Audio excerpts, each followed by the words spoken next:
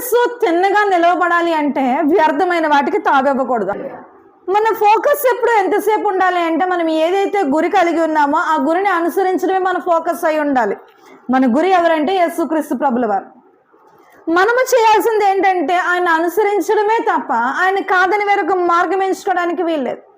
ఆయన అనుసరిస్తున్నాము అని అనుకుంటూనే వ్యర్థమైనటువంటి వేరే వేరే ఆలోచనలు మన హృదయంలోనికి రావడానికి వీల్లేదు. ఈరోజు మన బ్రతుకులు, మన జీవితాలు, మన గమ్యాలు, మన సమస్తము జీవం కలిగిన దేవుడైన మన తండ్రి అయినా ఆయన మీద ఆధారపడి ఉన్నాయి. ఆయన మీద ఆధారపడి ఉన్నాయి కాబట్టి మనం ఎంతసేపు మన మనస్సు ఆయన మీద ఉండేదిగా ఉండాలి కానీ వ్యర్థమైన వాటి మీద ఉండేదిగా ఉండకూడదు.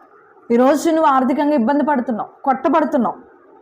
నీ మనసు ఎలా ఉండాలంటే, ప్రభా నేను దీని ఇబ్బంది ద్వారా నేను ఇబ్బంది పడుతున్నాను, దీని నుంచి నన్ను బయటపడవే.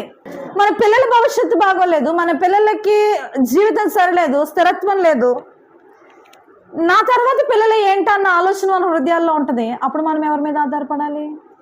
దేవుని మీద ఆధారపడాలి. ప్రభా ఈరోజు నా పిల్లల్లో స్థిరత్వం లేదు, ఈరోజు నా కుమారుల్లో నా కుమార్తెలో నాకు అది కనపడడం లేదు, నీ చిత్తం వారి పక్షాన ఏమైంది? వారు నువ్వు మలచాలి.